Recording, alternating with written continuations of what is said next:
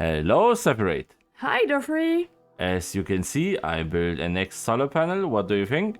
I think it's great and also no alarm anymore. No alarm anymore. In the last episode, we built how do you call it, pumpkin and melon farm, and also our cantina, where you have farmers to trade and possibilities to get food and drinks and blah blah blah. Also, a satellite to watch TV. Quite the cute building, I think.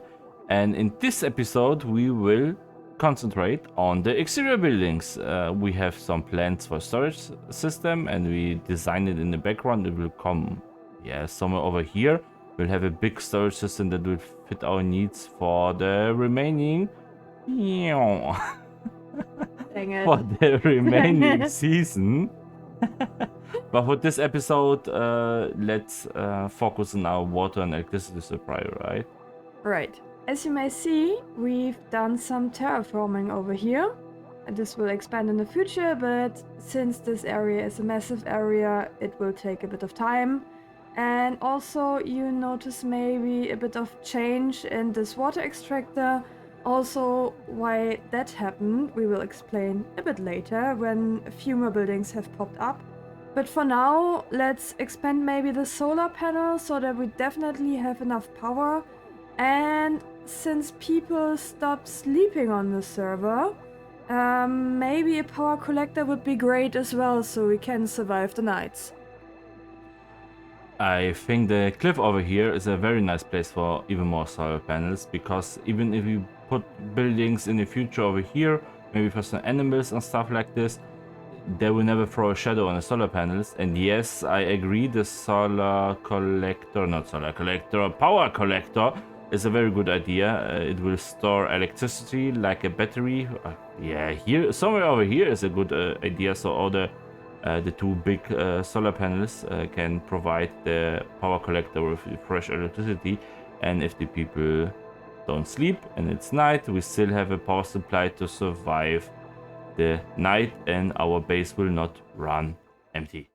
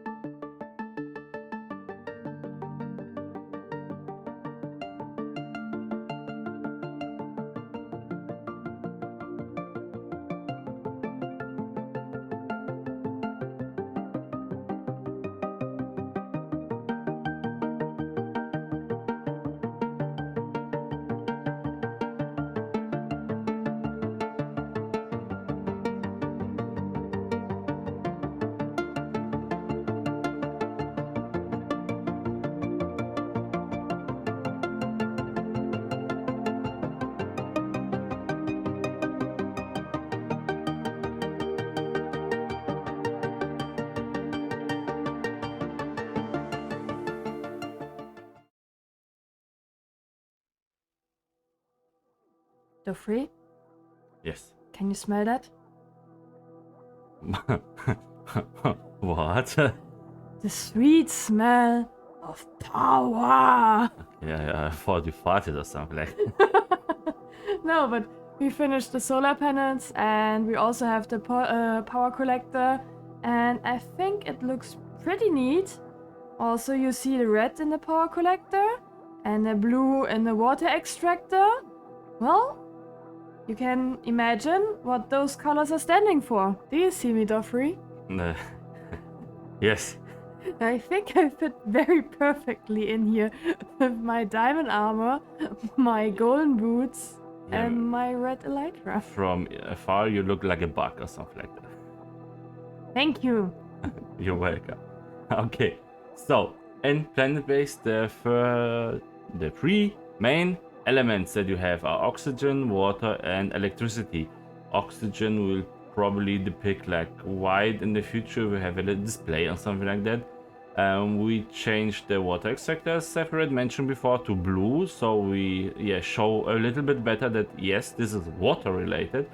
And actually electricity is kind of very light blue in planetbase, but since the electricity in Minecraft is the redstone, we decided to go with red in here. Let's talk a bit about the buildings. So the solar panels are all giving their energy that they collect to the power collector, and the power collector itself looks little bit like a Tesla coil, at least some variations of it.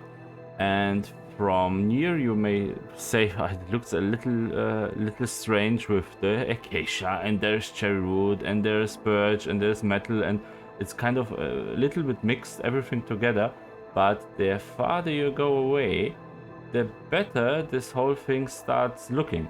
So Minecraft is a game where building clean buildings looks incredibly boring, and there are a few less or more possibilities to deal with that, but you cannot build clean. It looks boring, right, Seth? Yeah, right.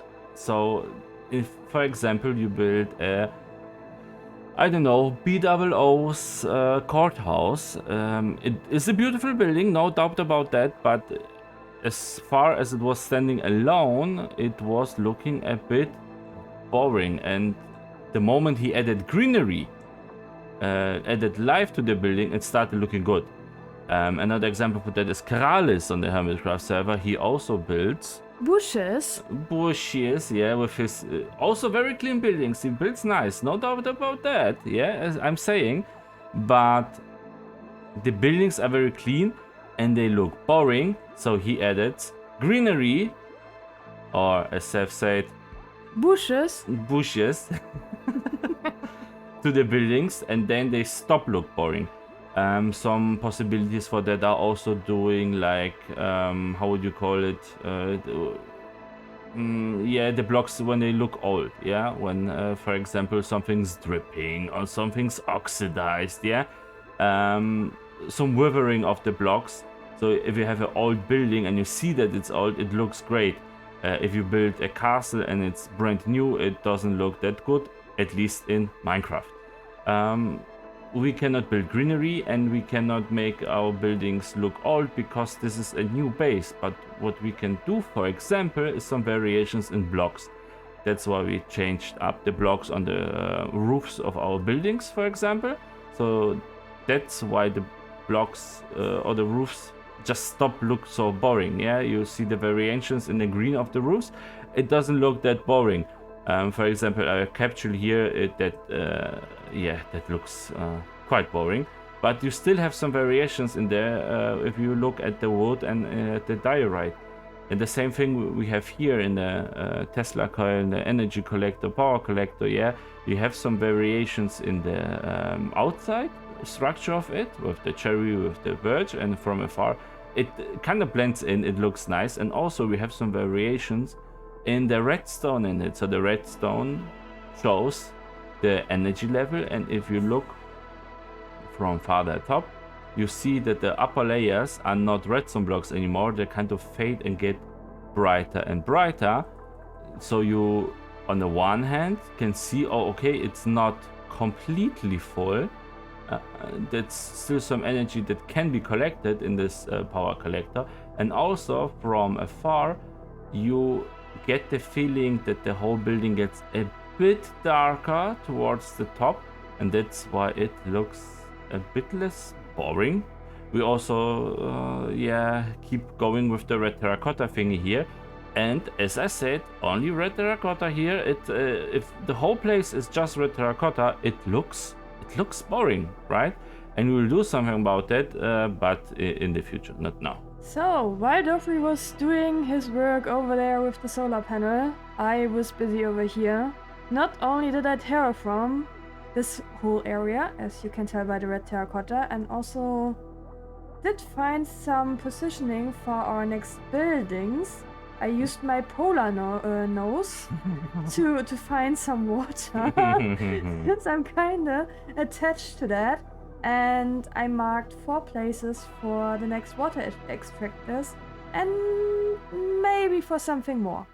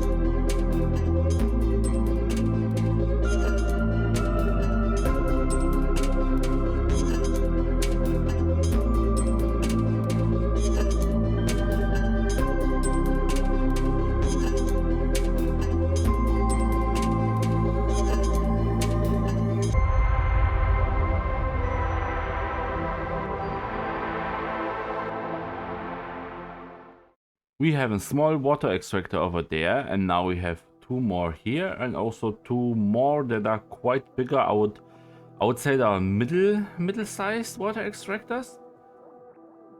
What do you think? Middle-sized. Maybe we will build a bigger one in the future, right? Yeah, definitely middle-sized, and so far they are looking pretty great. What we also added are those cores inside of those, because the water extractors in planetbase work like this. They extract water from deep layers underground and pull them up. So yeah, so you see a little bit more how the functionality is. And it makes perfect sense that they are positioned here, because now they are quite near to the farms, to the cafeteria, which all need a lot of water. Yeah, right. And a lot of water. Maybe, what do you think about the water tanks? So similar to the power collector, we have a tank building here, which is collecting the water for emergency situations, or like power supplies are low, etc., etc., so that those buildings can still get their needed water. Yeah, that would also make perfect sense.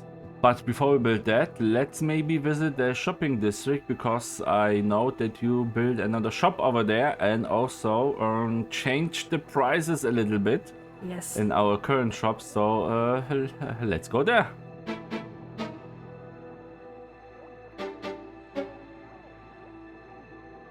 Oh, this is very cute. Yeah, I mean, welcome to my little wagon, which is called Yummy Num Nums. It's really yummy num nums. Yes. I sell pumpkin and melons and carrots and potatoes. And why? Because we built a very German efficient farm of pumpkin, melons, and etc. again. Yeah, I mean, to be honest, I'm almost regretting that we cured our villagers, because the farm is producing way more than we can sell to them. So hopefully someone can grab a shulker box full of those things, and maybe if someone needs a better price and even more, they can talk to us and we can get rid some of the stuff, because yeah, we cannot sell all of that, and also turning everything into bone meal would be not efficient because of the wither farm. Yeah, right. And yeah, maybe this place just overflows by time. Who knows? We will see. So, over here. What happened here? What happened here? So, the wither farm gets more and more efficient. Each day, better and better. So we dropped the prices. And also, I have the feeling that the server is quite saturated with beacons right now. So we want to do everyone a favor, and we drop the prices of everything. So the skulls now only cost 1 diamond. The Never Stars cost 4 diamonds, because we have to kill the wither with it. So it's 1 diamond more expensive for our job put into it. And also the beacons are now 6 diamonds, because you need obsidian and glass, and you have to craft blah blah blah. And I'm almost sure that we also dropped the price of the boneless, because I have no idea what we should do with it. Yeah, right. But to be honest, let's look at my statistics. Where do we have mobs? I already killed 127 withers, so I quite enjoy that. Mobs, okay, withers, and I killed 6,338 withers, and I am Wither skeletons. Wither skeletons, yeah. And I am not sure if the deaths by our dog that is standing there to AFK run the farm counts. So I have it's thousands and thousands and thousands of wither skeletons killed. Very efficient, as it should be. I think the only new shop is Meerline's cosmic drinks. Yeah, they're selling potions, which is very, very nice. And Seth, you didn't heard it until yet, but Hippobessie started another round of mini build competitions. Ooh. So there is like a plot to build a miniature version of your starter base. We have like to until 20th of September, 22nd of September, something like that, to build a small starter house, not decorated, not terraformed, just a miniature version of that. So I think that it would be also a great thing for the next episode, that we try to build a minimalistic version of a starter house. I have an idea already. Very good, very good. Should I tell? No, keep it to the next episode. But it's so funny. But no. But good that you have an idea. I, to be honest, have absolutely no idea. All right. So I felt like a bit overstimulated with the idea that you have to build something small and not detailed. Yeah. That was like confusing for my brain. Yeah, to be honest, with your current other projects, which are ongoing in the background with Alki and Tsutsumi, Right. they are the complete opposite. And yeah, I can understand that it's hard for your brain to come up with something very small compared to that. Yeah, it is. Okay. So, on the opposite of something small, do we want to go back and build something big? Yes.